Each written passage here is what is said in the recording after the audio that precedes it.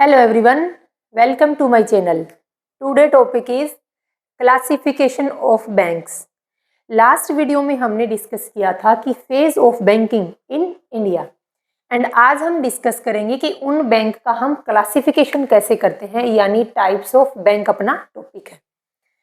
तो बैंक का क्लासिफिकेशन करने के लिए हमने 5 बेस बनाए हैं, 5 हमने आधार लिए हैं। फर्स्ट है एज पर second schedule of RBI act. RBI act कौन सा है? RBI act 1934। यहां पर आरबीआई एक्ट अप्लाई होगा, यानी एज पर second schedule of RBI act 1934 के अकॉर्डिंग, ना कि बैंकिंग रेगुलेशन एक्ट 1949 के अकॉर्डिंग। तो एज पर second schedule of RBI act 1934 के अकॉर्डिंग हमने बैंक को 2 पार्ट में क्लासिफाई किया है। एक तो शेड्यूल बैंक है, एक नॉन शेड्यूल बैंक है। अब ये शेड्यूल बैंक क्या होते हैं, नॉन शेड्यूल बैंक क्या हैं, वो हम नेक्स्ट स्लाइड में डिस्कस करेंगे। बट अभी अपने को ये देखना है कि बैंक का क्लासिफिकेशन हम किस बेस पर करते हैं। पहला बेस है एज पर second schedule of RBI act 1934 के अकॉर्डिंग बैंक को 2 पार्ट में क्लासिफाई किया गया है। नेक्स्ट है on the basis of domicile. Domicile के बेस पर हमने बैंक को 2 पार्ट में क्लासिफाई किया। कुछ बैंक होते हैं फॉरेन बैंक और कुछ हैं डोमेस्टिक बैंक। नेक्स्ट है on the basis of ownership. Ownership के बेस पर हमने बैंक को 2 पार्ट में क्लासिफाई किया गया, 3 पार्ट में। Public sector bank, private sector bank और कोऑपरेटिव बैंक। यहां पर हमने बैंक का क्लासिफिकेशन करने के 3 बेस बताए हैं। पहला है एज पर second schedule of RBI act, second है on the basis of domicile, third है on the basis of ownership. Fourth classification होगा अपने पास on the basis of function, और फिफ्थ क्लासिफिकेशन होगा अदर अपेक्स बैंकिंग इंस्टीट्यूशन। उसमें कौन से अपेक्स बैंक कौन से होते हैं, जैसे कि आरबीआई, नाबार्ड, एक्सिम, वो हम नेक्स्ट स्लाइड में डिस्कस करेंगे। बट इस स्लाइड में हमने क्या देखा कि बैंकों का क्लासिफिकेशन करने के लिए हमने 5 बेस बनाए हैं। 3 बेस आपके सामने हैं, 2 बेस नेक्स्ट स्लाइड में डिस्कस करेंगे। On the basis of as पर second schedule of RBI act, second है on the basis of domicile, third है on the basis of ownership. 1 by 1 हम इन सभी बैंक्स को डिटेल में डिस्कस करेंगे, बट पहले हम इसका क्लासिफिकेशन देखते हैं।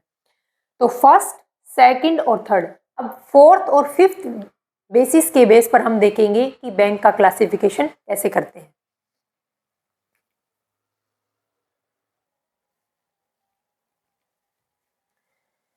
फोर्थ बेस है अपने पास on the basis of function.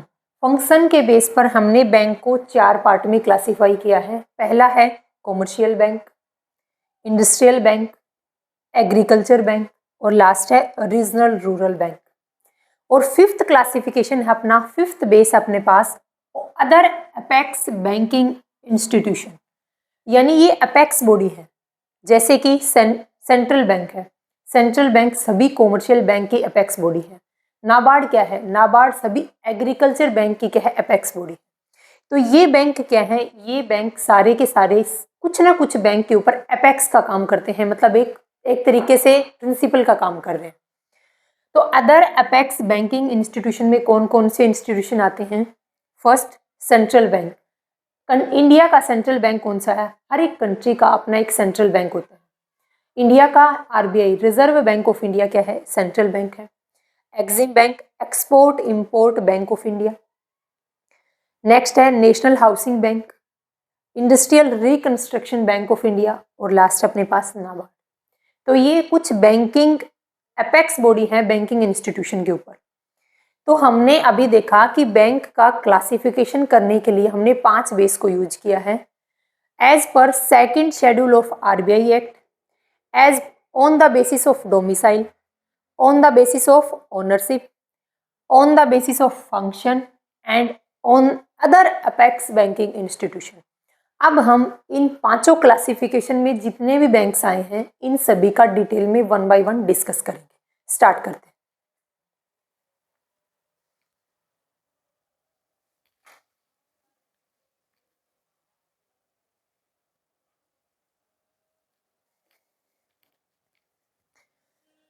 अब हम फर्स्ट बेस पर बैंक का क्लासिफिकेशन देखते हैं। एज पर second schedule of RBI act 1934, note according banking regulation act 1949। ये क्वेश्चन पूछा जा चुका है कि बैंक का क्लासिफिकेशन हम एज पर second schedule of RBI act है या फिर एज पर second schedule of banking regulation act 1949 है। तो आरबीआई एक्ट 1934 के सेकेंड शेड्यूल में जो बैंक लिस्टेड हैं उनको बोलते हैं शेड्यूल बैंक, और आरबीआई बैंक के सेकेंड शेड्यूल में जो बैंक लिस्टेड नहीं है उनको बोलते हैं नॉन शेड्यूल बैंक। देखो शेड्यूल बैंक कौन से हैं? वो बैंक जो आरबीआई एक्ट 1934 के सेकेंड शेड्यूल में लिस्टेड हैं उन बैंक को बोलते हैं शेड्यूल बैंक, और जो बैंक आरबीआई एक्ट के सेकेंड शेड्यूल में लिस्टेड नहीं है उन बैंक्स को बोलते हैं नॉन शेड्यूल बैंक। अब शेड्यूल बैंक बनने की कंडीशन क्या है? यानी क्या कोई भी बैंक शेड्यूल बैंक हो सकता है? यानी क्या कोई भी बैंक आरबीआई एक्ट 1934 के सेकेंड शेड्यूल में लिस्टेड हो सकता है? क्या कोई भी बैंक अपने आप को यहाँ लिस्ट करवा सकता है? किसी भी बैंक को आरबीआई एक्ट 1934 के सेकेंड शेड्यूल में लिस्टेड करवाने के लिए उसको ये 3 कंडीशन फुलफिल करनी पड़ेंगी। पहली कंडीशन क्या है कि उस बैंक की पेड अप कैपिटल और रिजर्व कितने होने चाहिए? कम से कम 1000 करोड़ होने चाहिए। अगर कोई भी कॉमर्शियल बैंक अपने आप को यहाँ लिस्ट करवाना चाहता है तो उस बैंक की पेड अप कैपिटल और रिजर्व कितने होने चाहिए? कम से कम 1000 करोड़ के होने चाहिए। Second, bank affairs not harmful for depositors, यानी बैंक ऐसा कोई भी काम नहीं करेगा जिससे उसके डिपॉजिटर्स को नुकसान हो। थर्ड है, आरबीआई गाइडलाइंस के अकॉर्डिंग ही वो बैंक काम करेगा। अगर कोई भी बैंक अपने आप को सेकंड शेड्यूल में लिस्टेड करवाना चाहता है तो उस बैंक को ये तीनों कंडीशन फुलफिल करनी पड़ेंगी, तभी उस बैंक का लिस्टेड कहाँ होगा? आरबीआई एक्ट 1934 के सेकंड शेड्यूल में। एग्जाम्पल क्या है? SBI bank, ICICI bank, PNB bank, ये शेड्यूल कॉमर्शियल बैंक के एग्जाम्पल हैं। नेक्स्ट अपने पास अब राइट क्या मिलते हैं शेड्यूल कॉमर्शियल बैंक, यानी जो बैंक आरबीआई एक्ट 1934 के सेकंड शेड्यूल में अगर लिस्टेड हो जाता है तो उस बैंक को राइट क्या मिलते हैं? पहला राइट, आरबीआई से लोन ले सकता है वो। अगर कभी रिक्वायरमेंट हुई बैंक को तो वो आरबीआई से लोन लेने का ऑप्शन खुल जाता है उसके पास। सेकंड, चेक क्लियरेंस की फैसिलिटी देता है। RBI bank schedule commercial bank को चेक को क्लियर करने की फैसिलिटी प्रोवाइड करता है। थर्ड है, सीआरआर रखने पड़ेगा। सीआरआर का मतलब है कैश रिजर्व रेशो। सीआरआर वो अमाउंट है जो हर कॉमर्शियल बैंक को अपनी एक मिनिमम अमाउंट किसके पास रखनी पड़ती है? कैश की फॉर्म में आरबीआई के पास रखनी पड़ती है।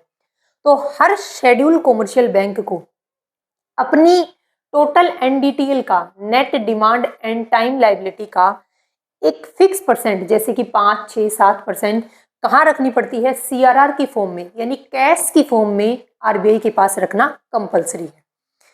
तो ये क्या है? शेड्यूल कमर्शियल बैंक में लिस्टेड करवाने के लिए यहाँ पर सेकेंड शेड्यूल में अपने आप को किसी बैंक को लिस्टेड करवाने के लिए 3 कंडीशन फुलफिल करनी पड़ती है, और जब किसी भी बैंक का यहाँ पर लिस्टेड हो जाता है उसके बाद क्या है? उसको ये 3 राइट मिलते हैं। बात आती है नॉन शेड्यूल बैंक की। नॉन शेड्यूल बैंक वो बैंक हैं जो आरबीआई एक्ट 1934 के सेकेंड शेड्यूल में जिसका रजिस्ट्रेशन नहीं हुआ है, यानी जो लिस्टेड नहीं है। लिस्टेड क्यों नहीं है वो बैंक? वो इन कंडीशन को फॉलो नहीं कर रहे, और इन नॉन शेड्यूल बैंक को कभी भी ये राइट नहीं मिलते। ये बैंक ना तो कभी आरबीआई से लोन ले सकते हैं, ना इनके पास चेक क्लियरेंस की फैसिलिटी है, और ना ही अपनी एनडीटीएल का सीआरआर की फॉर्म में पैसा आरबीआई के पास जमा करवाना पड़ता है, यानी ये राइट इन बैंक को नहीं मिलते। अब बात ये आती है कि ऐसे कौन से बैंक हैं जो नॉन शेड्यूल बैंक की कैटेगरी में आते हैं। तो हम नेक्स्ट स्लाइड में देखेंगे कि नॉन शेड्यूल बैंक कौन कौन से हैं, उनके एग्जाम्पल देखेंगे, क्योंकि नॉन शेड्यूल बैंक का एग्जाम्पल, नॉन शेड्यूल बैंक का नाम पूछा जा चुका है अपने क्वेश्चन।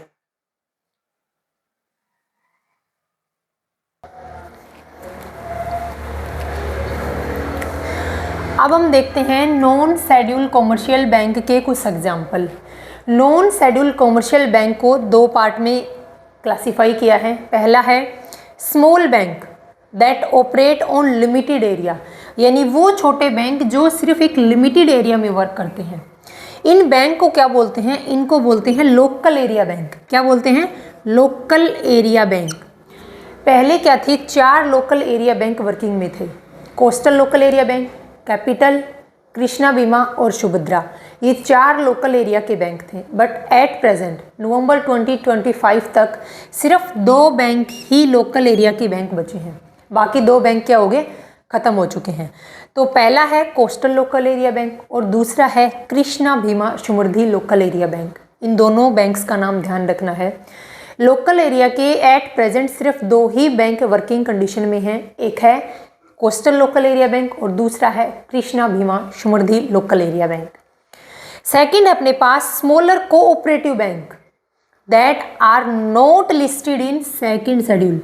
वो स्टेट कोऑपरेटिव कॉमर्शियल बैंक हैं जो आरबीआई एक्ट 1934 के सेकंड शेड्यूल में लिस्टेड नहीं हैं, जैसे कि Manipur state cooperative bank, Sikkim state cooperative bank, Assam state cooperative bank, Andaman and Nicobar state cooperative bank. ये वो कोऑपरेटिव बैंक्स हैं जो कहाँ पर लिस्टेड नहीं हैं, जो आरबीआई एक्ट 1934 के सेकंड शेड्यूल में लिस्टेड नहीं हैं। तो हमने फर्स्ट बेस और as per second schedule of RBI act 1934 के अकॉर्डिंग हमने बैंक को 2 बेस पे क्लासीफाई किया था। पहला था अपने पास शेड्यूल बैंक और दूसरा था अपने पास नॉन शेड्यूल बैंक, जिसको हमने डिटेल में डिस्कस किया। आपको इन दोनों बैंक के नाम ध्यान रखने हैं, इम्पोर्टेंट है। अब हम सेकंड बेसिस के ऊपर बैंक का क्लासिफिकेशन करेंगे। सेकंड बेस क्या था अपने पास?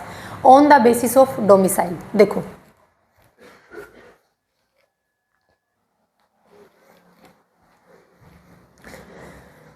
नेक्स्ट अपने पास on the basis of domicile. Domicile के बेस पर हमने बैंक को 2 पार्ट में क्लासिफाई किया है। फर्स्ट है फॉरेन बैंक और सेकंड है डोमेस्टिक बैंक। फॉरेन बैंक कौन से हैं? फॉरेन बैंक वो बैंक कहलाते हैं जिनका रजिस्ट्रेशन या इनकॉर्पोरेशन आउटसाइड इंडिया हुआ हो, यानी किसी अदर कंट्री के अंदर उस बैंक का रजिस्ट्रेशन हुआ हो, लेकिन क्या है? लेकिन है कि उस बैंक की ब्रांच कहाँ हो? इंडिया के अंदर हो। एक ऐसा बैंक जिसका रजिस्ट्रेशन या इनकॉर्पोरेशन आउट ऑफ इंडिया हो, उसको क्या बोलते हैं? Foreign bank. लेकिन उस बैंक की ब्रांच कहाँ है? इंडिया के अंदर है। ऐसे बैंक को फॉरेन बैंक बोलते हैं।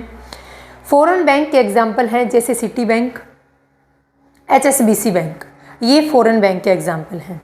नेक्स्ट अपने पास है डोमेस्टिक बैंक। डोमेस्टिक बैंक वो बैंक हैं जिन बैंक का इनकॉर्पोरेशन या रजिस्ट्रेशन इंडिया के अंदर हुआ हो और इंडिया के अंदर ही वो वर्किंग कर रहा हो, उस बैंक को बोलते हैं डोमेस्टिक बैंक। जैसे कि SBI bank, HDFC, ICICI, PNB, bank of Baroda, ये सारे कौन से हैं? ये सब डोमेस्टिक बैंक हैं। अब हम नेक्स्ट बेसिस देखेंगे कि on the basis of ownership, यानी ओनरशिप के बेस पर हमने बैंक का कितने पार्ट में क्लासिफिकेशन किया था? 3। Public sector bank, private sector bank और कोऑपरेटिव बैंक। देखो next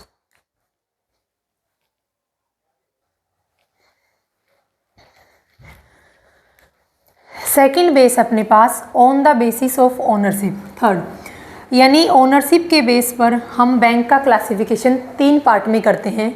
public sector bank, private sector bank और कोऑपरेटिव बैंक्स।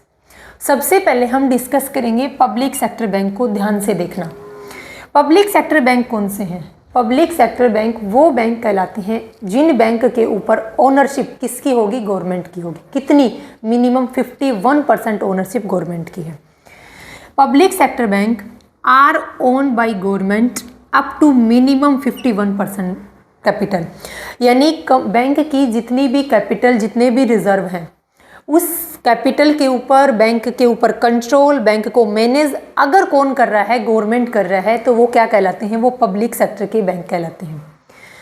यहाँ पर क्या है? मिनिमम ओनरशिप कितनी होनी चाहिए? 51%। उससे ज़्यादा है तो भी पब्लिक सेक्टर का बैंक ही कहलाता है। अब क्या हुआ, पब्लिक सेक्टर के बैंकों का 2 बार नेशनलाइजेशन किया था इंदिरा गांधी की गवर्नमेंट के दौरान।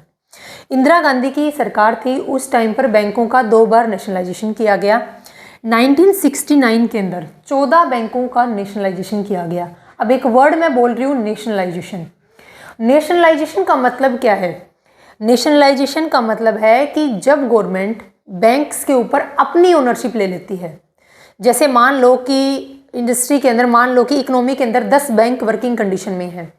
अगर उन 10 के 10 बैंक के ऊपर या फिर उनमें से 10 में से 5 बैंक के ऊपर गवर्नमेंट ने क्या कर लिया, गवर्नमेंट ने उन बैंक को अक्वायर कर लिया। उन बैंक में कंट्रोल, उन बैंक में मिनिमम 51% ओनरशिप किसकी होगी? गवर्नमेंट की होगी। तो वो बैंकों का नेशनलाइजेशन कहलाता है। एक वर्ड होता है प्राइवेटलाइजेशन। ये दोनों वर्ड एक दूसरे के ऑपोजिट हैं। नेशनलाइजेशन का मतलब है, हम बोलते हैं कि बैंकों का नेशनलाइजेशन किया। इट मीन्स गवर्नमेंट ने बैंकों को अक्वायर कर लिया है। मैक्सिमम कैपिटल उन बैंकों में किसकी है? गवर्नमेंट की है। उन बैंकों के ऊपर मैक्सिमम ओनरशिप किसकी है? गवर्नमेंट की है। मैक्सिमम कंट्रोल कौन करता है? उन बैंकों को गवर्नमेंट करती है। सेकंड वर्ड बोला था मैंने, प्राइवेटलाइजेशन। प्राइवेटलाइजेशन का मतलब है कि जब बैंकों के ऊपर ओनरशिप, बैंकों के ऊपर कंट्रोल किसका होगा? नॉर्मल जनता का होगा। गवर्नमेंट का कंट्रोल, गवर्नमेंट की ओनरशिप नहीं होगी। अगर 51% और उससे ज़्यादा ओनरशिप गवर्नमेंट की है तो वो कहलाते हैं नेशनलाइज्ड बैंक। अगर 51% या उससे ज़्यादा ओनरशिप अदर लोगों की है, कोई इंडिविजुअल या फिर ग्रुप ऑफ इंडिविजुअल की है, यानी पब्लिक की है, तो वो कहलाते हैं प्राइवेट सेक्टर के बैंक, यानी प्राइवेटलाइजेशन। अब 2 बार इन पब्लिक सेक्टर के बैंकों का नेशनलाइजेशन किया गया। 1969 में 14 बैंकों का नेशनलाइजेशन किया गया। इन 14 बैंकों में वो बैंक इंक्लूड थे जिनकी पेडअप कैपिटल 50 करोड़ या उससे ज़्यादा थी। सेकंड, 1980 के अंदर इंदिरा गांधी गवर्नमेंट ने 6 बैंकों का नेशनलाइजेशन किया। वो बैंक जिन बैंक की पेडअप कैपिटल 200 करोड़ या उससे ज़्यादा थी, उन सभी बैंकों का नेशनलाइजेशन कर दिया। यहाँ तक पॉइंट क्लियर हुआ। उसके बाद क्या हुआ था? उसके बाद अपने पास आता है 2015। अब देखो, बैंकों का नेशनलाइजेशन, बैंकों का मर्जर, ये कंटिन्यू चलता रहता है। रिफॉर्म क्या हुए थे? रिफॉर्म 2 बार आए थे बैंकिंग सेक्टर में। बैंकिंग सेक्टर में रिफॉर्म कितनी बार आए थे? बैंकिंग सेक्टर में 2 बार रिफॉर्म आए थे। लेकिन उन 2 बार रिफॉर्म आने के बाद क्या बैंकिंग सेक्टर में कभी कोई रिफॉर्म नहीं हुए? नहीं। इंडिया की इकोनॉमी को डेवलप करने के लिए गवर्नमेंट क्या करती है? लगातार बैंकिंग सेक्टर में रिफॉर्म लाती रहती है। अब 2015 के अंदर पहले नरसिम्हम, बैंकिंग सेक्टर में अगर किसी कमेटी का मेन रोल है, किसी पर्सन का मेन रोल है, तो वो है नरसिम्हम।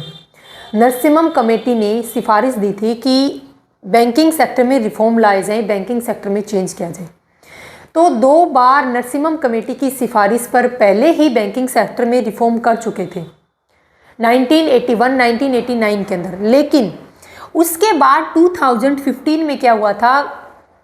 एनपीए ज़्यादा हो गया था। एनपीए का मतलब है बैंक नॉन परफॉर्मिंग एसेट्स, यानी बैंकों ने क्या किया था? लोन दे रखा है, लेकिन वो लोन वापस नहीं आता। यानी जो पब्लिक ने लोन लिया था वो लोन वापस वो बैंक में सबमिट नहीं कराते, वो लोन नहीं बढ़ते, जिसके कारण क्या हो जाती है? बैंक के पास कैपिटल कम हो जाती है, अमाउंट कम हो जाती है। यानी बैंकों की 2015 में नॉन परफॉर्मिंग एसेट्स काफ़ी बढ़ गई थी। अब यहाँ पर क्या है? बैंकों की कंडीशन काफ़ी खस्ता हो गई थी। फिर क्या किया गया? 2017 में एसबीआई बैंक की 7 एसोसिएट थी, उसमें से 2 एसोसिएट को पहले ही मर्ज कर चुके थे 2008 और 2010 में।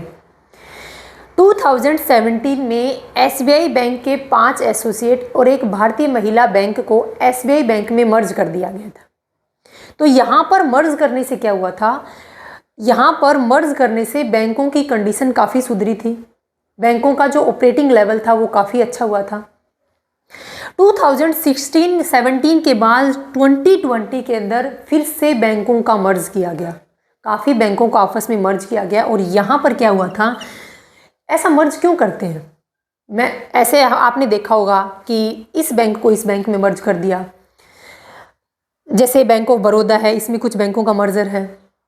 तो पीएनबी बैंक में, जैसे एसबीआई बैंक में, यहाँ पर उसके एसोसिएट्स को मर्ज कर दिया गया था। ऐसा करते क्यों हैं? बैंकों का मर्जर का मेन रीज़न क्या है? बैंकों का मर्जर इसलिए करते हैं क्योंकि हमें ग्लोबल कंपटीशन चाहिए, यानी जो अदर कंट्री के जो बैंक हैं, जो हाई प्रोफाइल के बैंक हैं, उनके लेवल के बैंक बनाने हैं। सेकंड, अगर अलग अलग जगह एक एक बैंक के अलग अलग ब्रांच ओपन कर रखी हैं, काफ़ी बैंक हैं जो वर्किंग कर रहे हैं इकोनॉमी के अंदर, तो उतना ही उसके ऑपरेटिंग लेवल पर भी तो खर्चा हो रहा है, उस बैंकों के ऑपरेशन पर भी तो खर्चा हो रहा है, तो ये खर्चा कम हो जाएगा। अगर बिग बैंक होंगे तो इकोनॉमी भी डेवलप होगी, इकोनॉमी भी बड़ी होगी। तो बैंकों के मर्जर का मेन रीज़न क्या है? ग्लोबल कंपटीशन तक लेके जाना है इंडिया के बैंकों को। सेकंड, इंडिया की इकोनॉमी को बूस्ट करना है। इंडिया की, देखो, अगर बैंक बड़े होंगे इट मीन्स बैंक के पास कैपिटल भी ज़्यादा है, कैपिटल ज़्यादा है यानी बैंक लोन ज़्यादा प्रोवाइड कर सकेगा। अगर बैंक ज़्यादा लोन प्रोवाइड कर रहा है तो क्या इकोनॉमी का डेवलपमेंट नहीं होगा? तो मेन रीज़न क्या है बैंकों का मर्जर करने का? सबसे पहला था इकोनॉमी को क्या करना है? बूस्ट करना है। सेकंड क्या है? ग्लोबल कंपटीशन, अदर कंट्री के बैंकों के साथ क्या करना है? अपने को बराबरी करनी है। तो जब 2020 के अंदर बैंकों का मर्जर किया गया था, यानी यहाँ पर बोला गया था इसको मेगा मर्जर, इस टाइम पर SBI बैंक टॉप 50 बैंकों में से एक बैंक था, यानी वर्ल्ड के टॉप 50 बैंक में से एक बैंक बन गया था यहाँ पर SBI बैंक। फिर क्या हुआ? अब बात आई है 2025 के अंदर। 2025 के अंदर गवर्नमेंट ने दोबारा अनाउंसमेंट किया है कि हम बैंकों का क्या करेंगे? मर्ज करेंगे। अब एट प्रेजेंट नवंबर 2025 के अंदर पब्लिक सेक्टर के अंदर 12 बैंक वर्किंग कंडीशन में हैं, लेकिन गवर्नमेंट ने एक डिसीज़न लिया है। गवर्नमेंट ने एक डिसीज़न क्या लिया है कि हम इन 12 पब्लिक सेक्टर बैंक को मर्ज करके सिर्फ और सिर्फ 4 पब्लिक सेक्टर के बैंक, एन एवरेज 4 हो सकते हैं कि 3 भी रह जाएं, 4 भी और 5 भी, लेकिन गवर्नमेंट ने अनाउंस किया है कि 12 पब्लिक सेक्टर को आपस में मर्ज करके हम सिर्फ लगभग 4 या फिर 4 से 1 या कम ज़्यादा, मतलब 3, 4, 5 के लगभग हम क्या रखेंगे? पब्लिक सेक्टर के बैंक रखेंगे। और उन टॉप बैंक में से कौन से बैंक होंगे? एक SBI बैंक, PNB बैंक, फिर तीसरा है बैंक ऑफ बड़ौदा, और इसके अलावा या फिर एक बैंक हो सकता है कि बैंक ऑफ इंडिया या फिर कैनरा बैंक। मतलब ये 3-4 बैंकों में से 3 बैंक तो SBI बैंक, PNB बैंक और बैंक ऑफ बड़ौदा, ये तीनों तो रहेंगे ही रहेंगे, लेकिन इनके अलावा हो भी सकता है कोई एक और बैंक। कहने का मतलब है कि इन 12 पब्लिक सेक्टर के बैंकों को मर्ज करके लगभग 4 बैंक ही रखे जाएंगे। ये काम अभी वर्किंग में है, अभी चल रहा है, ये काम अभी फाइनल नहीं हुआ है कि कितने बैंक रहेंगे, बट जो प्रेजेंट की न्यूज़ है उसमें बताया जा रहा है कि 2025 के अंदर गवर्नमेंट ने अनाउंस कर दिया है, नवंबर के अंदर, लगभग 10 नवंबर के आसपास गवर्नमेंट ने अनाउंस किया था कि इन बैंकों का हम मर्ज करके और 4 ही बैंक रखेंगे। अब ये 4 बैंकों के करने का रीज़न क्या था? इन बैंकों को मर्ज करने का रीज़न था कि इंडिया के जो बैंक हैं उनको टॉप लिस्ट के अंदर लेके आना है, इंडिया की इकोनॉमी को बूस्ट करना है, इंडिया की जो बैंक्स हैं उनको अदर बैंक्स हैं, जो अदर नेशनल इंटरनेशनल बैंक्स हैं, उनके कंपटीशन तक लेके जाना है, यानी ग्लोबल कंपटीशन। ये मेन रीज़न है इनके मर्जर का, इनके अमलगमेशन का। तो ये मैंने आपको कुछ पॉइंट बताए हैं कि पब्लिक सेक्टर के बैंक क्या हैं। पब्लिक सेक्टर के बैंक वो बैंक हैं जिन बैंक के ऊपर ओनरशिप कम से कम 51% ओनरशिप गवर्नमेंट की है। इन बैंकों का 2 बार नेशनलाइजेशन किया था। उसके बाद क्या हुआ था? नरसिम्हम कमेटी आई थी। नरसिम्हम कमेटी ने क्या था? बैंकिंग सेक्टर में काफ़ी रिफॉर्म किए थे। वो हम क्या रिफॉर्म किए गए, कितने किए गए, वो अलग वीडियो में डिस्कस करेंगे, बट अभी इतना देखना है कि बैंकिंग सेक्टर में रिफॉर्म करने के लिए नरसिम्हम कमेटी का काफ़ी बड़ा योगदान है। उन्होंने 2 बार बैंकिंग सेक्टर में रिफॉर्म किए गए। उसके बाद क्या हुआ? 2015 के अंदर बैंकों की NPA काफ़ी बढ़ गई थी, इसीलिए 2017 में SBI बैंक की कुछ एसोसिएट थी 5 और एक भारतीय महिला बैंक को SBI बैंक में मर्ज किया गया। 2020 के अंदर क्या किया गया? मेगा मर्जर किया गया, यानी कुछ बैंक हैं जो पब्लिक और प्राइवेट सेक्टर के बैंक थे उनको मर्ज किया गया। यहाँ पर SBI बैंक वर्ल्ड की टॉप 50 बैंक के अंदर एक बैंक था। 2025 के अंदर 12 पब्लिक सेक्टर के बैंक को मर्ज करके सिर्फ 4 पब्लिक सेक्टर बैंक ऐड होने के लिए चांसेस दिख रहे हैं, मतलब इन पे अभी काम चल रहा है। ये अभी वर्किंग में है, अभी पता नहीं है कि 4 होंगे, 3 होंगे, 5 होंगे, बट बैंकों का मर्जर ज़रूर होगा। अब आगे देखो पब्लिक सेक्टर के बैंकों को।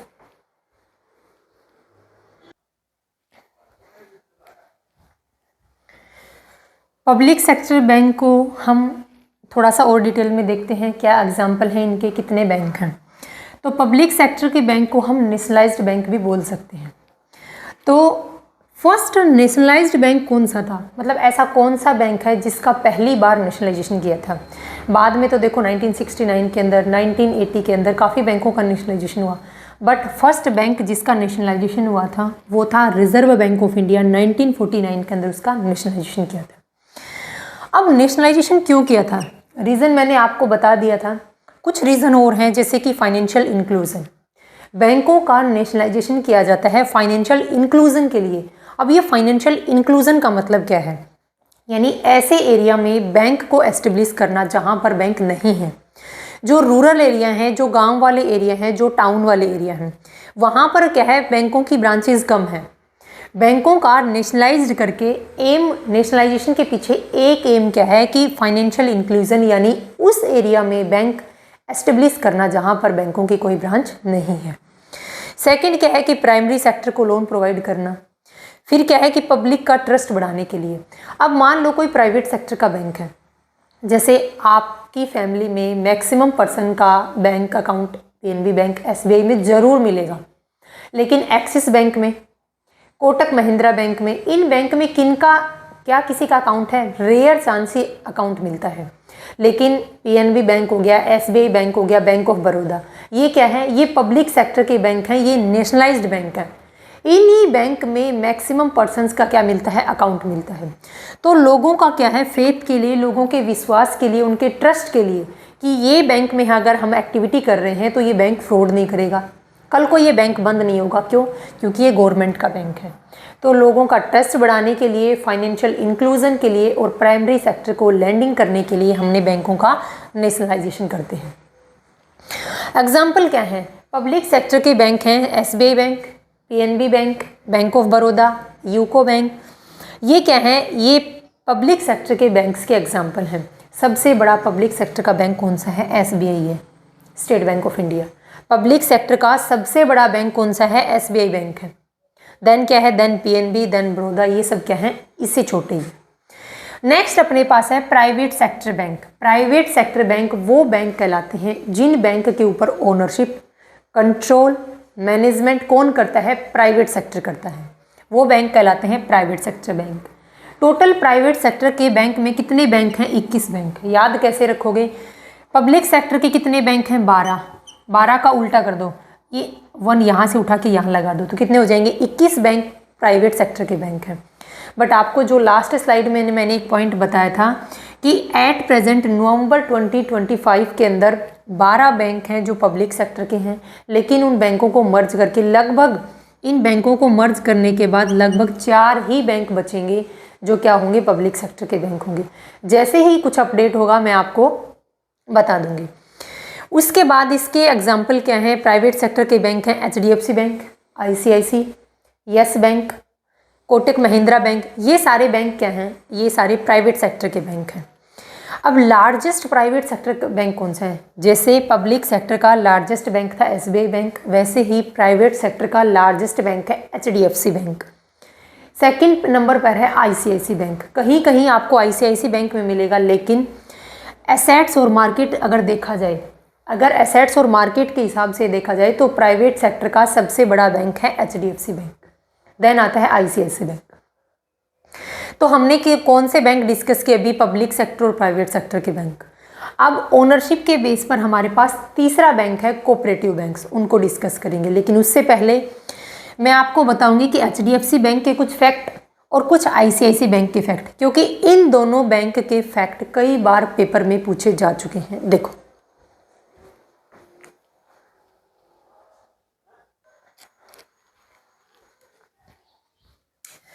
अब हम देखते हैं कि एचडीएफसी बैंक और आईसीआईसी बैंक के कुछ फैक्ट। फर्स्ट ऑफ ऑल अपन देखेंगे कि एचडीएफसी बैंक और आईसीआईसी दोनों प्राइवेट सेक्टर के बैंक हैं और टॉप बैंक हैं। सबसे बड़ा प्राइवेट सेक्टर का बैंक है HDFC, then ICICI. HDFC bank की फुल फॉर्म क्या है, housing development financial corporation. Housing development, इसके नाम से पता चल रहा है कि ये किसके डेवलपमेंट पर फोकस कर रहा है, हाउस के डेवलपमेंट पर। यानी ये हाउस के कंस्ट्रक्शन के लिए, उनको डेवलप करने के लिए, उनकी मैन्युफैक्चरिंग के लिए लोन प्रोवाइड करता है। इसका एस्टेब्लिशमेंट कब हुआ था? 30 अगस्त 1994 को HDFC बैंक बना था। HDFC बैंक की नींव रखी थी। 1977 से पहले, यानी 1994 में HDFC बैंक बना था, लेकिन उससे पहले क्या इसका कोई भी वर्चस्व नहीं था? 1977 में हाउसिंग डेवलपमेंट फाइनेंशियल कॉरपोरेशन एक लिमिटेड बनाई थी, एक कंपनी के रूप में बना था। पहले HDFC 1977 से 1994 तक एक कंपनी के फॉर्म में काम करता था, लेकिन इसको बैंक का दर्जा मिला है 1994 में। कब? डेट याद रखना साथ में, 30 अगस्त 1994 में। हेडक्वार्टर कहाँ पर है? मुंबई, महाराष्ट्र के अंदर है। और इसके संस्थापक कौन थे? क्योंकि ये क्या था, पहले एक कंपनी थी, तो इसके संस्थापक थे हसमुखभाई पारेख। हसमुखभाई पारेख कौन थे? इसके संस्थापक हैं। और इसके एट प्रेजेंट CEO कौन है?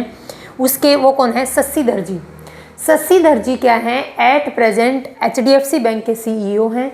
इसके संस्थापक कौन थे? हसमुखभाई पारेख। मुंबई के अंदर इसका हेडक्वार्टर है। और 1977 से लेकर के 1994 तक HDFC एक लिमिटेड कंपनी थी, और उसके बाद में उसको एक बैंक का दर्जा मिल गया। नेक्स्ट हमारे पास ICIC, industrial credit and investment corporation of India. ये क्या है? एक प्राइवेट सेक्टर का बैंक है। ICICI बैंक को सबसे पहले 1955, देखो ICICI बैंक के रिगार्डिंग आपको 1955 भी डेट देखने को मिलेगी, 1994 भी देखने को मिलेगी। ये चक्कर क्या है दोनों डेट का? तो 1955 के अंदर फॉर्म किया गया था वर्ल्ड बैंक, इंडियन गवर्नमेंट और इंडियन इंडस्ट्रीज, इन तीनों ने मिल करके ICICI बैंक की नींव रखी थी। ठीक है, कब? 1955 के अंदर। किसने? तीन ने, वर्ल्ड बैंक ने, इंडियन गवर्नमेंट ने और इंडिया की जो इंडस्ट्री के जो टॉप बंदे हैं उन लोगों ने मिल करके ICICI बैंक बनाया था। लेकिन क्या हुआ कि 1994 के अंदर ICICI bank was incorporated as a subsidiary. इससे पहले ICICI बैंक का इनकॉर्पोरेशन नहीं हुआ था। ICICI बैंक का इनकॉर्पोरेशन हुआ है 1994 के अंदर। तो क्वेश्चन पूछा जाए कि ICICI बैंक कब बना था, तो ICICI बैंक का फॉर्मेशन हुआ था 1994 के अंदर। हालांकि इसका पहले भी वर्चस्व था, 1955 से स्टार्ट हुआ था इंडियन गवर्नमेंट ने और इंडियन की जो टॉप इंडस्ट्री के लोग हैं उन्होंने, और साथ में वर्ल्ड बैंक ने मिल करके इसका फॉर्मेशन किया था। 1998 के अंदर ये पहला ऐसा बैंक बना था, इंडियन बैंक, जिन्होंने इंटरनेट बैंक की सुविधा दी थी। 1998 के अंदर पहला ऐसा इंडियन बैंक बना जिसने लॉन्च की थी इंटरनेट बैंकिंग की सुविधा।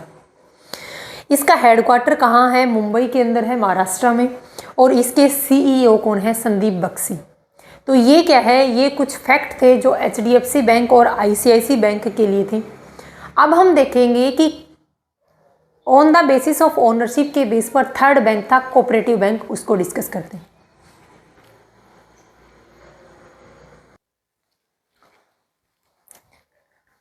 थर्ड है अपने पास कोऑपरेटिव बैंक। कोऑपरेटिव बैंक क्या है? वो बैंक हैं जिनके ऊपर ग्रुप ऑफ इंडिविजुअल की ओनरशिप होते हैं, वही पर्सन उन बैंक को रन करते हैं। ये टॉपिक कोऑपरेटिव बैंक वाला हमने पढ़ा था, एक chapter cooperative society, form of business organisation का, यानी बिजनेस को करने का एक तरीका है कोऑपरेटिव। कोऑपरेटिव सोसाइटी में हमने पढ़ा था कि अलग अलग सोसाइटी हैं, जैसे हाउसिंग के लिए अलग कोऑपरेटिव सोसाइटी बैंक बनते हैं, कुछ जैसे लैंडिंग के लिए हैं, फार्मर्स के लिए हैं। सोसाइटी के अंदर क्या है? यहाँ पर वर्ड देखो, यहाँ पर वर्ड हुआ है कोऑपरेटिव बैंक। कोऑपरेटिव बैंक यानी कोऑपरेट, कौन कोऑपरेट करेगा? एक सोसाइटी के लोग, एक सोसाइटी के कुछ लोग मिल करके क्या करते हैं? कोई ऑर्गेनाइजेशन, कोई इंस्टीट्यूशन, कोई बैंक बनाते हैं। क्यों बनाते हैं? ताकि उस सोसाइटी के लोगों को कुछ हेल्प मिल सके, कुछ मदद मिल सके। यहाँ पर अपने पास कोऑपरेटिव बैंक है। कोऑपरेटिव बैंक वो ऑर्गेनाइजेशन है जिनको organised by a group of individual, जिनको एक ग्रुप ऑफ इंडिविजुअल के द्वारा क्या किया जाता है? उनको ऑर्गेनाइज्ड किया जाता है, उनको रन किया जाता है। इनका पीछे मेन ऑब्जेक्ट क्या है? मेन ऑब्जेक्ट है अपने मेंबर्स की हेल्प करना, यानी अपने मेंबर्स को जो मार्केट के अंदर जो फैसिलिटी मिल रही है वही सेम फैसिलिटी प्रोवाइड करना, लेकिन रीजनल रेट पर प्रोवाइड करना। कोऑपरेटिव बैंक से जो पर्सन, कोऑपरेटिव सोसाइटी के पर्सनस को जो लोन मिलता है वो लोन रेट क्या रहती है? जो अदर कॉमर्शियल बैंक होते हैं उनकी रेट ऑफ इंटरेस्ट से कम रेट पर इनको लोन मिलता है। यानी कोऑपरेटिव सोसाइटी के जो बैंक हैं वो बैंक अपने मेंबर्स को हेल्प प्रोवाइड करते हैं, रीजनेबल रेट पर क्या करते हैं? लोन देते हैं। अब कोऑपरेटिव बैंक को 3 पार्ट में क्लासीफाई किया है। प्राइमरी क्रेडिट सोसाइटी के बैंक, स्टेट कोऑपरेटिव बैंक और तीसरा है सेंट्रल कोऑपरेटिव बैंक। सभी सेंट्रल कोऑपरेटिव बैंक पर कोऑपरेटिव सोसाइटी एक्ट 1912 अप्लाई होता है। स्टेट कोऑपरेटिव बैंक के ऊपर अलग अलग स्टेट के जो कोऑपरेटिव बैंक के एक्ट बने हुए हैं, जैसे सिक्किम के अंदर अलग है, जैसे तेलंगाना है, इनके अंदर क्या है? अलग अलग स्टेट के अकॉर्डिंग अपने अपने कोऑपरेटिव सोसाइटी एक्ट हैं वो अप्लाई होते हैं। और ये है प्राइमरी क्रेडिट सोसाइटी। यहाँ पर क्या है? या इसका लेवल काफ़ी छोटा होता है। ये क्या है? एक पर्टिकुलर एरिया में काम करती है, एक पर्टिकुलर टाउन में काम करने वाले बैंक हैं, ये कहलाते हैं पर्टिकुलर क्रेडिट सोसाइटी बैंक। तो हमने on the basis of ownership के बेस पर हमने बैंक को 3 पार्ट में क्लासीफाई किया था, public sector bank, private sector bank और कोऑपरेटिव बैंक। अब नेक्स्ट बेसिस है अपने पास on the basis of function, यानी फंक्शन के बेस पर हम बैंक का क्लासिफिकेशन देखेंगे।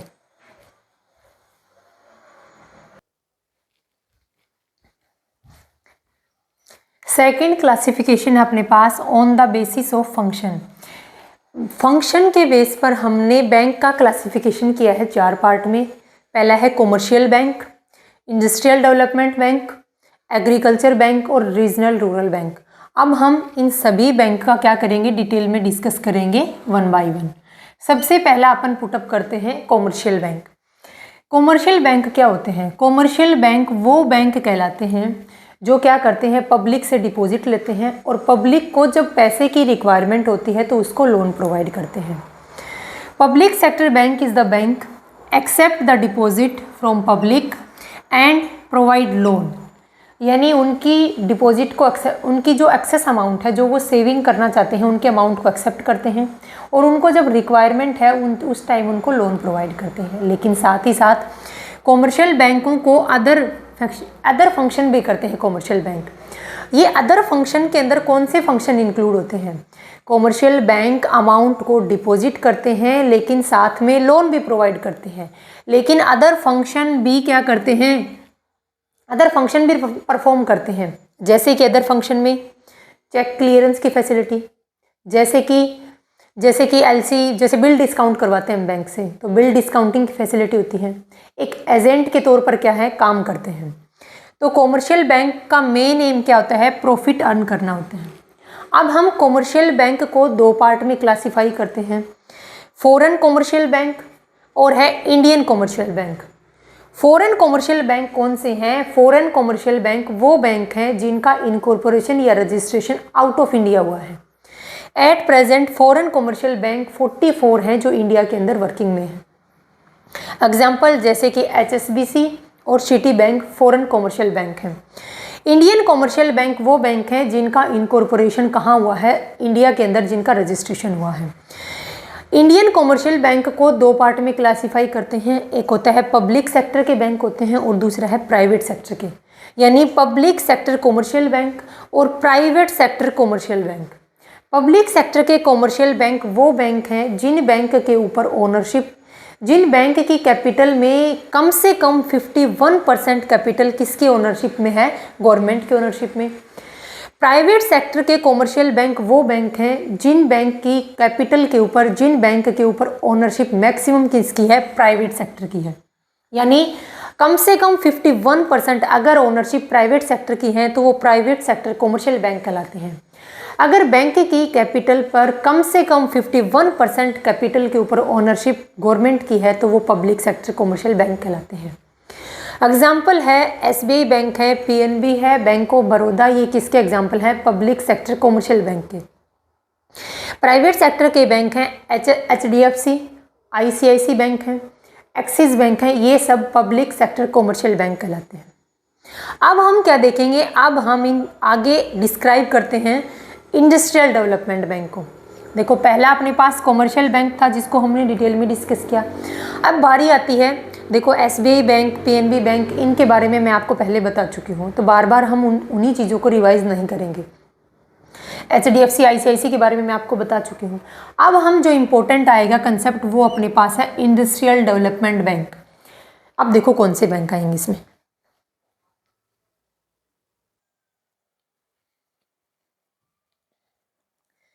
नेक्स्ट अपने पास on the basis of function के बेस पर हम बैंक का क्लासिफिकेशन करते हैं, यानी industrial development bank. Industrial development bank वो बैंक हैं जो किसको लोन प्रोवाइड करेंगे, इंडस्ट्री के डेवलपमेंट के लिए। इन बैंक की फुल फॉर्म अगर आप सबको याद है तो फुल फॉर्म से ही इन बैंक का एम पता चल जाएगा। जैसे इंडस्ट्रियल डेवलपमेंट बैंक का मेन फंक्शन क्या है, इंडस्ट्री को डेवलपमेंट करना, यानी इंडस्ट्रीज को long term and medium term loan provide करना। साथ ही साथ इंडस्ट्री का क्या करना है, उनकी वर्किंग कंडीशन अच्छी करने के लिए यानी उनका डेवलपमेंट करना, यानी मीडियम और लॉन्ग टर्म लोन प्रोवाइड करना किसको, इंडस्ट्री को। इनका मेन एम है, यानी इंडस्ट्री को डेवलपमेंट पर इनका क्या रहेगा, मेन रोल रहेगा। अब इंडस्ट्रियल डेवलपमेंट बैंक को हमने दो पार्ट में क्लासीफाई किया गया। कुछ बैंक ऐसे हैं जो नेशनल लेवल के हैं, जो इंडस्ट्री को मीडियम और लॉन्ग टर्म लोन प्रोवाइड कराते हैं। कुछ बैंक ऐसे हैं जो स्टेट लेवल के हैं, जो इंडस्ट्री को लोन प्रोवाइड कराते हैं। तो नेशनल बैंक और state bank, national industrial development bank और state industrial development bank. National industrial development bank में कौन कौन से बैंक आते हैं, IDBI, industrial development bank of India, इसकी स्थापना हुई थी 1 जुलाई 1964 को। SIDBI, small industrial development bank of India, 2 अप्रैल 1990। IFCI, industrial financial corporation of India, 1948। और है ICICI, industrial credit and investment corporation of India, 1994। तो अब हम इन सभी बैंक्स को 1 बाय 1 डिटेल में डिस्कस करेंगे। आईसीआईसी को हम पहले डिस्कस कर चुके हैं, दोबारा रिपीट नहीं करेंगे, बट आईडीबीआई, सिडबी और आईएफसीआई, इन तीनों बैंक को हम 1 बाय 1 करके डिटेल में डिस्कस करेंगे इस स्लाइड के बाद। पहले देखो, state industrial development bank of India में सिर्फ 2 ही बैंक हैं जो स्टेट लेवल के हैं और जो इंडस्ट्री को मीडियम और लॉन्ग टर्म लोन प्रोवाइड करते हैं। पहला है एसएफसी, स्टेट फाइनेंशियल कॉरपोरेशन, 1951, और दे रखा था कि एसआईडीसी, इसकी स्थापना हुई थी 1995 के अंदर। तो ये क्या है, ये इंडस्ट्री को डेवलपमेंट करने के लिए लोन प्रोवाइड करने वाले बैंक हैं। अब हम इनका डिटेल में डिस्कस करते हैं, इन तीनों बैंक।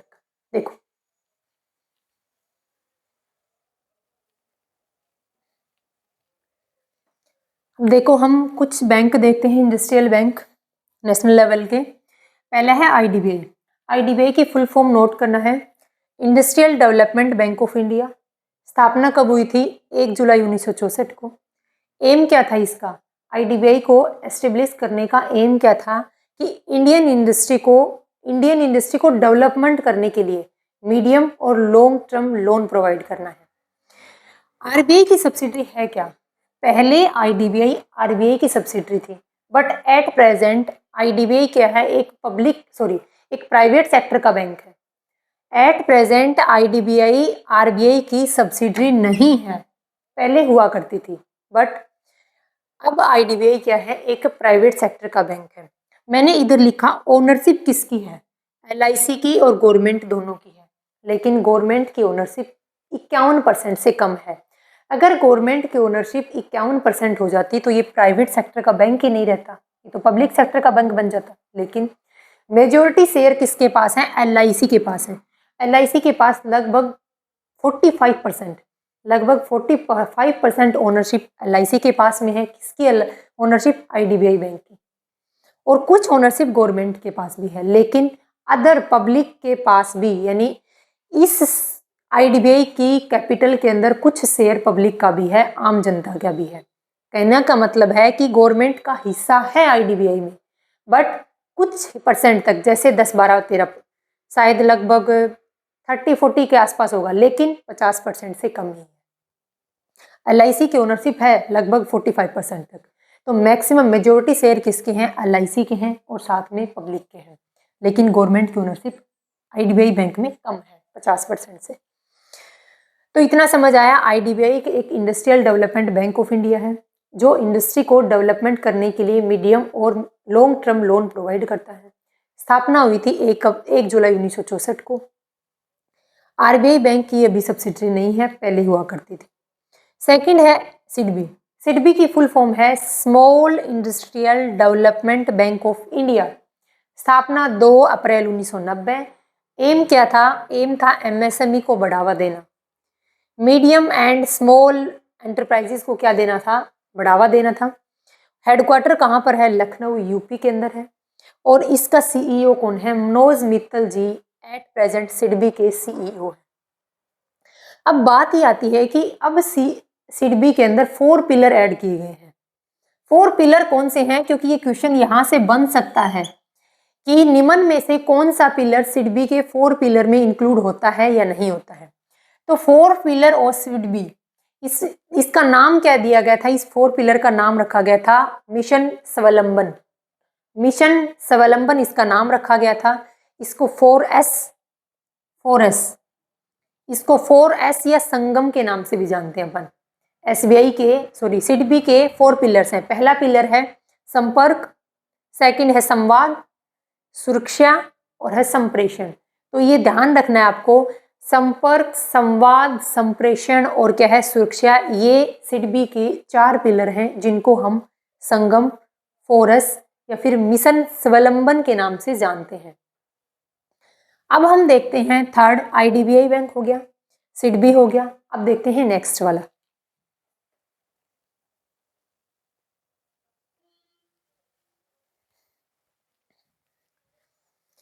नेक्स्ट अपने पास है IFCI। IFCI की फुल फॉर्म क्या है? Industrial financial corporation of India. स्थापना जुलाई 1948 के अंदर हुई थी। ये IFCI क्या है? इसके फुल फॉर्म पर फोकस करो। Industrial financial corporation of India, कहीं बैंक का नाम यूज हुआ? ये क्या है? ये एक नॉन बैंकिंग फाइनेंशियल कंपनी है। याद रखना कि industrial financial corporation of India एक NBFC है जो 1993 के अंदर क्या हुआ था? एक पब्लिक लिमिटेड कंपनी बन गई थी और ये BSE और NSE दोनों पर लिस्टेड है। इतनी ही इंफॉर्मेशन काफी है।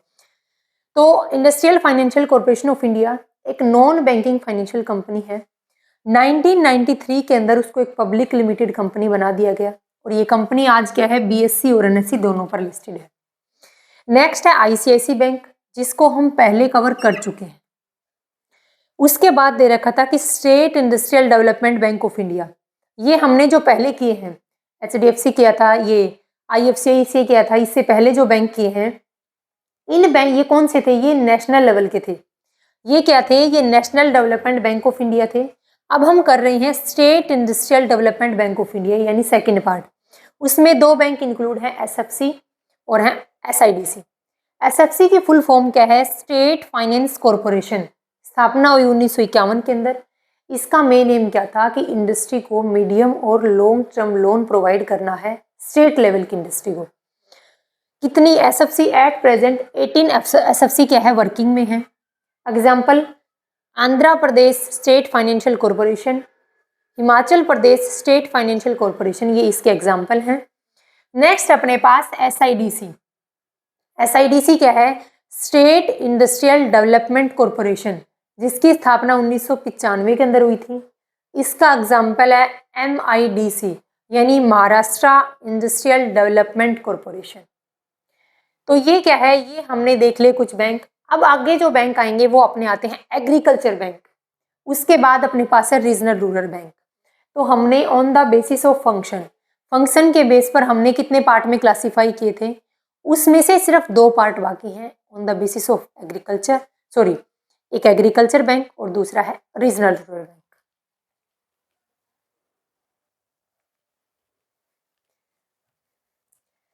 थर्ड अपने पास है एग्रीकल्चर बैंक और लास्ट अपने पास रीजनल रूरल बैंक।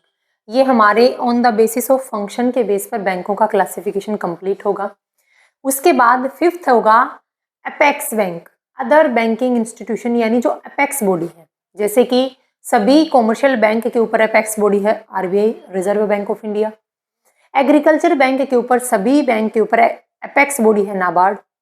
एक टॉप बॉडी है export import bank of India. बाद में हम इस फोर्थ के बाद फिफ्थ जो अपनी नेक्स्ट स्लाइड होगी वो होगी अपने पास अपेक्स बैंकिंग इंस्टीट्यूशन की। इससे पहले डिस्कस करो एग्रीकल्चर बैंक कौन से हैं। एग्रीकल्चर बैंक वो बैंक हैं जो special facility special service loan provide करेंगे। वो किसको करेंगे? एग्रीकल्चर सेक्टर को, यानी फार्मर्स को या रूरल एरिया में जो काम करने वाले लोग हैं उनको। तो स्पेशलाइज्ड सर्विस देंगे फार्मर को, एग्रीकल्चर सेक्टर में जो काम कर रहे हैं उनको, और जो रूरल एरिया के अंदर काम कर रहे हैं उन लोगों को फैसिलिटी प्रोवाइड करने वाले बैंक कहलाते हैं एग्रीकल्चर बैंक। अब किसी बच्चे के दिमाग में क्वेश्चन आया होगा कि नाबार्ड भी तो एक एग्रीकल्चर बैंक है। नाबार्ड सभी एग्रीकल्चर बैंक पर, सभी रूरल एरिया के बैंक पर अपेक्स बॉडी है। हम पढ़ेंगे नाबार्ड को भी नेक्स्ट स्लाइड में।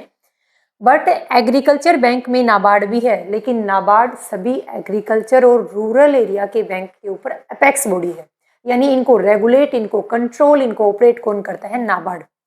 जैसे सभी कॉमर्शियल बैंक के ऊपर किसके रूल अप्लाई होती हैं? रिजर्व बैंक ऑफ इंडिया के।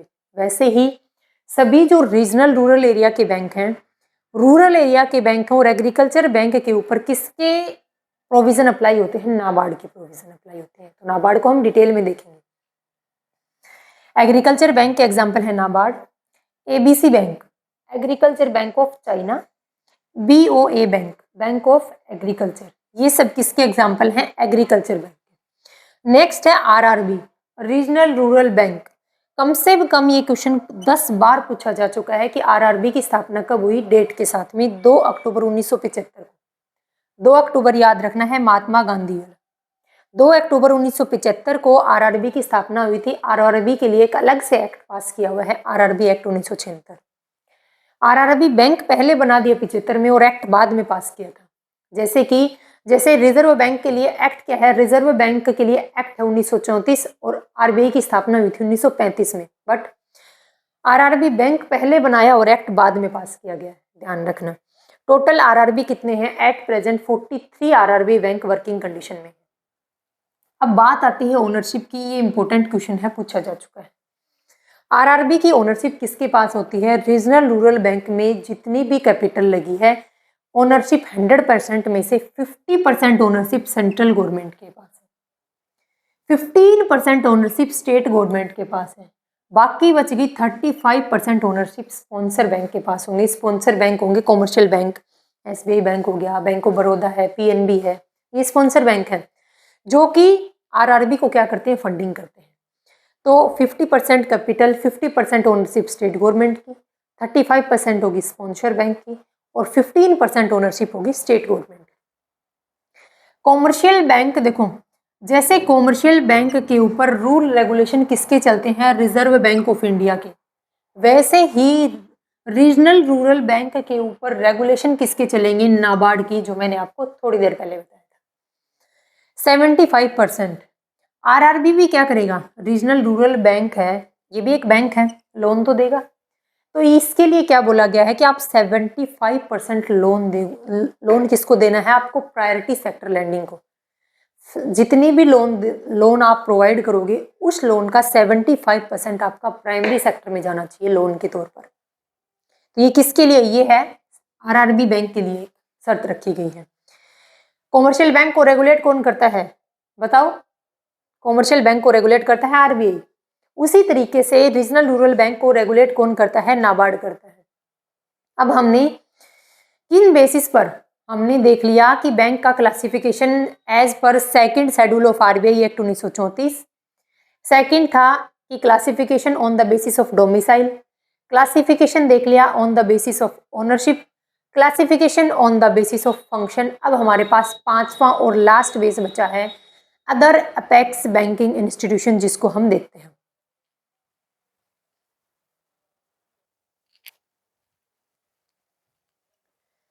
अब फिफ्थ क्लासिफिकेशन देखते हैं हम अपेक्स बैंकिंग इंस्टीट्यूशन, यानी बैंकिंग सेक्टर में कुछ बैंक्स के ऊपर जो अपेक्स बॉडी बनी हुई है उनको देखते हैं। अपेक्स बैंकिंग इंस्टीट्यूशन में कितने इंस्टीट्यूट आते हैं? 5। पहला है reserve bank of India, EXIM bank, NHB, IBRI और नाबार्ड। ये पांचों बैंकिंग सेक्टर में अपेक्स बॉडी हैं जिनको हम वन बाय वन डिटेल में डिस्कस करेंगे। आरबीआई, आरबीआई क्या है? Reserve bank of India, India का सेंट्रल बैंक, जिसके लिए एक्ट पास हुआ था 1934 में और आरबीआई का एस्टेब्लिशमेंट हुआ था 1935 में। आरबीआई क्या है? एक लार्ज टॉपिक है जिसके लिए हम नेक्स्ट वीडियो, इस वीडियो के बाद जस्ट नेक्स्ट वीडियो आएगी आरबीआई के ऊपर, रिजर्व बैंक ऑफ इंडिया के ऊपर हम सेपरेट वीडियो बनाएंगे।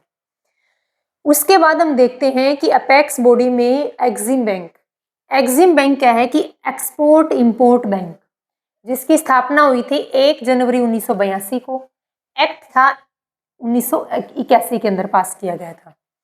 ये क्या है? EXIM bank government ownership bank है और एक स्टैट्यूटरी बॉडी है। एक्सिम बैंक एक स्टैट्यूटरी बॉडी है। रीजन क्या है? क्योंकि इस एक्सिम बैंक के लिए सेपरेट एक्ट पास किया गया है और ये गवर्नमेंट ओनरशिप है फुल्ली। फिर क्या है कि टू प्रोवाइड, इस एक्सिम बैंक का काम क्या होता है कि एक्सपोर्ट इंपोर्ट, वर्ड पे फोकस करो, export import bank, export import के लिए कुछ फैसिलिटी प्रोवाइड करेगा। देखो कैसी फैसिलिटी? टू प्रोवाइड असिस्टेंस, उन असिस्टेंस प्रोवाइड करेगा किनको? To traders engage in import and export, import और एक्सपोर्ट करने वाले ट्रेडर्स को ये असिस्टेंस देता है। कौन देता है? Export import bank. सेकंड क्या है कि to provide the facility of refinance, ये मोस्ट इंपोर्टेंट वर्ड है, इसके ऊपर आप 2, 3, 4, 5 जितने स्टार लगाओ लगा लेना। क्वेश्चन क्या बनता है डायरेक्ट? क्या एक्सिम बैंक रीफाइनेंस की फैसिलिटी देता है? हाँ जी, एक्सिम बैंक भी रीफाइनेंस की फैसिलिटी देता है, नाबार्ड बैंक भी रीफाइनेंस की फैसिलिटी देता है और ये भी, ये सारे बैंक क्या है? रीफाइनेंस की फैसिलिटी देते हैं। वर्ड आता है रीफाइनेंस का मतलब क्या है? देखो पहले देखो कि एक्सिम बैंक का काम क्या है। एक्सिम बैंक का काम है कि इंपोर्ट और एक्सपोर्ट में, इंपोर्ट और एक्सपोर्ट सेक्टर में काम करने वाले ट्रेडर्स को क्या देना? असिस्टेंस देना, उनको फाइनेंशियली हेल्प देना है। To provide the facility of refinance to financial institution and commercial bank. आपसे क्वेश्चन पुट करती हूँ, किसी भी पर्सन का, आपका या आपकी फैमिली मेम्बर्स में से किसी का भी इन 5 इंस्टीट्यूट में बैंक अकाउंट है क्या? आपका बैंक अकाउंट मिलेगा एसबीआई बैंक में, पीएनबी बैंक में, हर बैंक में, प्राइवेट हो या पब्लिक सेक्टर का बैंक, कोऑपरेटिव बैंक हो या रीजनल रूरल का बैंक, सभी बैंक में अकाउंट मिल जाएगा किसी न किसी पर्सन का। बट क्या किसी का bank RBI reserve bank of India में किसी का अकाउंट है क्या? क्या एक्सिम बैंक में, क्या नाबार्ड के अंदर, क्या नाबार्ड में आपने अपना अकाउंट ओपन करवा रखा है? नहीं। क्यों? रीजन क्या है, क्यों नहीं करवाया? रीजन इसलिए ये है कि ये बैंक अपेक्स बॉडी है। ये बैंक आरबीआई बैंक सभी कॉमर्शियल बैंक के ऊपर बॉडी है, अपेक्स बॉडी। सभी एग्रीकल्चर और रूरल बैंक के ऊपर अपेक्स बॉडी काम करती है, नाबार्ड, यानी उन बैंक को रेगुलेट करती है। यहाँ पर मैंने वर्ड यूज किया है रीफाइनेंस, का मतलब क्या है? देखो, क्या जैसे आरबीआई की जो रूल रेगुलेशन है वो क्या एसबीआई बैंक के ऊपर अप्लाई नहीं होते हैं? क्या पीएनबी बैंक के ऊपर अप्लाई नहीं होते हैं? तो आरबीआई बैंक इन बैंकों को फंडिंग क्यों करता है? क्या इनके पास पैसे नहीं है क्या? है पैसे, तो फिर इनको फंडिंग क्यों करता है? यही केस आता है रीफाइनेंस का। ये बैंक क्या करते हैं? ये बैंक मतलब एक्सिम बैंक, किसी भी पर्सन का एक्सिम बैंक में अकाउंट नहीं है, फिर अगर अकाउंट नहीं है तो फिर ये ट्रेडर्स को हेल्प कैसे करेंगे? तो एक्सिम बैंक क्या करता है? इधर रहा Exim bank other financial institution या फिर कॉमर्शियल बैंक को क्या करता है? फाइनेंस देते हैं। हालांकि इन बैंकों के पास पहले भी फाइनेंस है, इसीलिए रीफाइनेंस वर्ड यूज हुआ है। ये अलग से इन बैंकों को फाइनेंस देते हैं, किसके लिए? उन ट्रेडर्स के लिए जो इंपोर्ट और एक्सपोर्ट के अंदर एंगेज हैं। तो यहाँ पर इसीलिए रीफाइनेंस वर्ड यूज हुआ है। तो क्या बोला गया? To provide the facility of refinance to financial institution या कॉमर्शियल बैंक। कहने का मतलब है एक्सिम बैंक पैसा देगा फाइनेंशियल इंस्टीट्यूशन को या कॉमर्शियल बैंक को, और कॉमर्शियल बैंक किन को पैसा देगा? इन ट्रेडर को पैसा देगा जो इंपोर्ट और एक्सपोर्ट कर रहे हैं। ठीक है, इसका काम क्या है? मेन ऑब्जेक्ट क्या है? मेन ऑब्जेक्ट है फॉरेन इन्वेस्टमेंट को बढ़ावा देना है। अगर मान लो हम ट्रेड कर रहे हैं, अब यूएसए से कोई चीज़ मंगवाएंगे तो रुपीज़ में तो पेमेंट नहीं होगी, पेमेंट तो डॉलर में जाएगी। अब पेमेंट डॉलर में जाएगी, हमारे पास तो डॉलर है ही नहीं। कौन प्रोवाइड करेगा डॉलर? डॉलर प्रोवाइड करेगा असिस्ट करने की, क्योंकि इधर लिखा हुआ है हेल्प कौन करेगा? ये एग्जिम बैंक करेगा कि आप आप एक्सपोर्ट करो, हम आपको क्या करेंगे? असिस्टेंस देंगे, आपको हेल्प देंगे फाइनेंशियली। तो ये क्या है? ये एग्जिम बैंक के बारे में बताया मैंने आपको। एक पॉइंट इंपॉर्टेंट यहाँ दे रखा था कि facility of LC. EXIM bank most important point है, यहीं से क्वेश्चन बनता है। कब बना? एक ही रीफाइनेंस वाला पॉइंट है, एक ही पॉइंट है एलसी का। क्या एलसी की फैसिलिटी देता है एग्जिम बैंक? हाँ जी, एग्जिम बैंक एलसी की फैसिलिटी देता है। ये बात, एलसी क्या है? एलसी है letter of credit. Maximum time क्या होता है कि एलसी का यूज करते हैं हम इंटरनेशनल ट्रेड करने के लिए। एक यूएसए का बंदा है और एक इंडिया का बंदा है, ये दोनों क्या है? आपस में ट्रेड करना चाहते हैं। इंडिया का बंदा यूएसए से क्या करवाना चाहता है? कुछ गुड्स का इंपोर्ट करना चाहता है। अब यूएसए का बंदा इंडिया के बंदे को क्यों करेगा भाई? क्या हो सकता है कि कल ये गुड्स तो मंगवा ले? यूएसए का जो ट्रेडर है, यूएसए का बिजनेसमैन सोचता है कि ये इंडिया का बिजनेसमैन मेरे से हो सकता है कि गुड्स तो ले ले, बट मेरे को पेमेंट नहीं की। क्या गारंटी है पेमेंट की? उस टाइम पर एग्जिम बैंक आता है। एग्जिम बैंक बोलता है कि मैं आपको एलसी की फैसिलिटी देता हूँ। किसको बोलेगा? फैसिलिटी किसको मिलेगी? ये बायर है और ये क्या है? सेलर है। तो डर किसको रहा है? डर तो सेलर को है ना। हो सकता है कि कल ये इंडिया का बिजनेसमैन मेरी पेमेंट ना करे। तो एग्जिम बैंक बीच में आता है और बोलता है मैं आपको एलसी की फैसिलिटी देता हूँ। यूएसए के बिजनेसमैन को बोलता है कि मैं आपको लेटर ऑफ क्रेडिट देता हूँ। लेटर ऑफ क्रेडिट एक फाइनेंशियल इंस्ट्रूमेंट है जो सामने वाले पर्सन को, सेलर को ये गारंटी देता है कि अगर आपको ये पर्सन पेमेंट नहीं करेगा ना, तो पेमेंट मैं करूँगा। ये फैसिलिटी देता कौन है? EXIM bank. तो एग्जिम बैंक गारंटी लेता है कि अगर इंडिया का ये बिजनेसमैन आपको पेमेंट नहीं करेगा तो मैं आपको एक रिटर्न स्टेटमेंट दे रहा हूँ। उस स्टेटमेंट का, उस इंस्ट्रूमेंट का नाम है लेटर ऑफ क्रेडिट, कि मैं आपको रिटर्न इंस्ट्रूमेंट दे रहा हूँ, अगर ये पेमेंट नहीं करेगा तो पेमेंट मैं करूँगा। नेक्स्ट अपने पास सीईओ कौन है? एग्जिम बैंक के एट प्रेजेंट सीईओ है हर्षा बंगारी। नेक्स्ट अपने पास है apex body NHB, national housing bank. अब वर्ड देखो, नेशनल हाउसिंग बैंक, वर्ड क्या यूज हुआ? हाउसिंग। ये किसको फैसिलिटी देगा? ये देगा हाउसिंग के लिए, यानी ये हाउसिंग को डेवलप करने के लिए, रेजिडेंशियल हाउस को डेवलप करने के लिए ये लोन की फैसिलिटी देगा। अब ये क्या डायरेक्ट फैसिलिटी देगा? हमारे में से तो किसी का अकाउंट नहीं है एनएचबी में, तो हमें फैसिलिटी कैसे मिलेगी? ये एनएचबी फैसिलिटी किसको देता है? एनएचबी फंडिंग करेगा कॉमर्शियल बैंक को या फिर फाइनेंशियल इंस्टीट्यूशन को, और कॉमर्शियल बैंक डायरेक्ट किसको फिर फाइनेंस देंगे? पब्लिक को। तो ये रीफाइनेंस की फैसिलिटी दे रहे हैं। क्या इनके पास फाइनेंस नहीं है क्या? क्या इनके पास पैसे नहीं है क्या? कॉमर्शियल बैंक के पास हैं, लेकिन इसीलिए इनको क्या बोला गया था? इनको रीफाइनेंस की फैसिलिटी दे रहे हैं। देखो यहाँ पर भी, तो नेशनल हाउसिंग बैंक रीफाइनेंस की फैसिलिटी देता है, यानी ये डायरेक्ट क्या है? पब्लिक को लोन नहीं देते हैं, बल्कि ये कॉमर्शियल बैंक या अदर फाइनेंशियल इंस्टीट्यूशन को अमाउंट प्रोवाइड कराते हैं और वो क्या करते हैं? वो पब्लिक को देते हैं।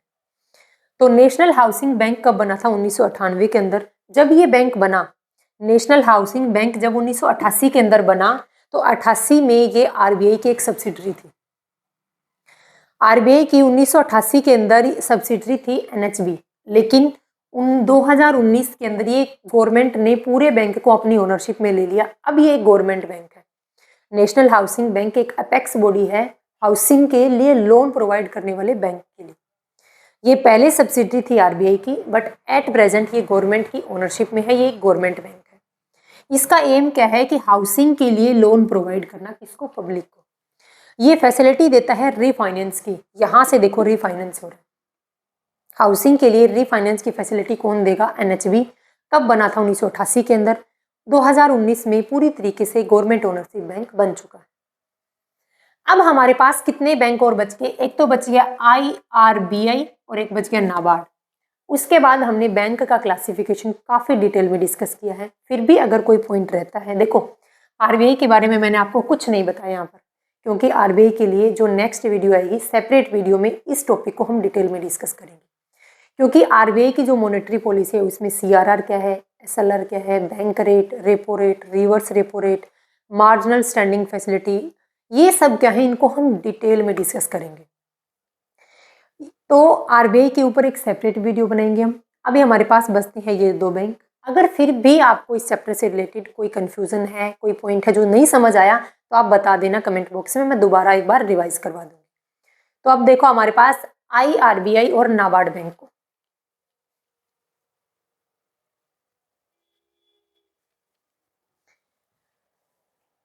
नेक्स्ट अपेक्स बैंकिंग इंस्टीट्यूशन है IRBI।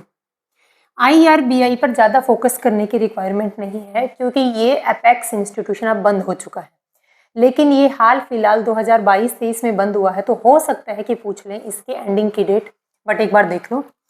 IRBI की स्थापना 1985 के अंदर हुई थी, एक्ट 1984 अप्लाई होता है। ये क्या करता है, ये रीफाइनेंस की फैसिलिटी देता है। साथ में क्या है कि IRBI का नाम चेंज करके क्या कर दिया था, IIBI। नाम चेंज करने से क्या होगा, अगर बंद होगी तो होगी ही होगी अपेक्स इंस्टीट्यूशन। तो ये एंडिंग क्या कब हुई थी, इसकी एंडिंग हुई थी 2021 और 22 के अंदर इस अपेक्स इंस्टीट्यूशन की एंडिंग हो चुकी है, यानी एट प्रेजेंट ये अपेक्स इंस्टीट्यूशन एस्टेब्लिशमेंट में नहीं। फिर क्या है कि इसका ऑब्जेक्ट क्या था, इसका ऑब्जेक्ट है कि सिख इंडस्ट्री को फाइनेंस की असिस्टेंस देना, यानी वो इंडस्ट्री जो काफ़ी घाटे में चल रही हैं, जिनकी कंडीशन अच्छी नहीं है, उन इंडस्ट्रीज को लोन प्रोवाइड करने का काम किसका था, IRBI का। इसकी बेचारी की खुद की कंडीशन अच्छी नहीं है, ये सिख इंडस्ट्री को क्या ही लोन देगा। तो इसकी एंडिंग कब होगी, 2021-22 में इसकी एंडिंग हो चुकी है। इसका नाम भी चेंज किया गया, नाम चेंज करके भी IIBI रखा गया, लेकिन नाम चेंज करने से कुछ नहीं होता, अगर एंडिंग होगी तो होगी ही होगी। बट इतना ध्यान रख लेना कि IRBI की स्थापना 1984 का एक्ट है, 85 में स्थापना हुई थी, इसकी एंडिंग होगी 2021-22 में बस। और ये इसका मेन ऑब्जेक्ट था कि सिख इंडस्ट्री को फाइनेंस की असिस्टेंस देना, बस। अपने पास जो इंपॉर्टेंट है वो है NABARD. First of all NABARD की full form national bank for agriculture and rural development. National bank for agriculture and rural development bank है। इसकी स्थापना हुई थी 12 जुलाई 1982 को, एक्ट पास किया गया था 1981 के अंदर। इसकी ओनरशिप गवर्नमेंट के पास है, यानी ये एक गवर्नमेंट बैंक है। इसका हेडक्वार्टर कहाँ पर है, मुंबई महाराष्ट्र के अंदर है।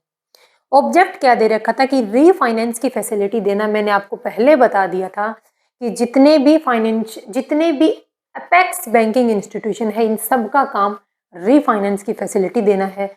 बाकी कोई बैंक रीफाइनेंस की फैसिलिटी नहीं देता है। इन बैंकों का मेन काम है कि ये कॉमर्शियल बैंक या फिर अदर फाइनेंशियल इंस्टीट्यूशन को फाइनेंस देते हैं, और वो बैंक क्या करते हैं, आगे पब्लिक को पैसा देते हैं। तो ऑब्जेक्ट क्या है कि नाबार्ड का मेन ऑब्जेक्ट है रीफाइनेंस की फैसिलिटी देना, शॉर्ट टर्म, मीडियम और लॉन्ग टर्म लोन प्रोवाइड करना। किसको, एग्रीकल्चर को और रूरल एरिया को। देखो इसके नाम में है एग्रीकल्चर एंड रूरल, तो एग्रीकल्चर और रूरल एरिया के डेवलपमेंट में मेन योगदान रहा है नाबार्ड का। फिर बात आती है कि नाबार्ड की स्थापना, क्वेश्चन पूछा जा सकता है कि नाबार्ड की स्थापना किस कमेटी की सिफारिश पर हुआ था। तो सीवारमन कमेटी की सिफारिश पर नाबार्ड बैंक की स्थापना की गई थी। एट प्रेजेंट नाबार्ड बैंक के CEO कौन है, श्री साजी केवी। श्री साजी केवी एट प्रेजेंट नाबार्ड बैंक के CEO हैं। तो ये अपना टॉपिक था क्लासिफिकेशन ऑफ बैंक्स, या फिर जिसको बोल सकते हैं हम टाइप्स ऑफ बैंक। हमने बैंक का क्लासिफिकेशन 5 बेसिस पर किया है, जिसको हमने डिटेल में डिस्कस किया। अपना RBI बैंक रहता है, नेक्स्ट वीडियो अपनी RBI बैंक के ऊपर होगी। RBI बैंक को हम डिटेल में डिस्कस करेंगे कि RBI बैंक क्या है, कब बना, क्यों बनाया गया, क्या इसकी मॉनेटरी पॉलिसी है, कैसे ये कंट्रोल करता है पूरे बैंक को, पूरे बैंकिंग सिस्टम को कैसे RBI कंट्रोल करता है, ये हम देखेंगे नेक्स्ट वीडियो में। Today topic is finish. Thank you.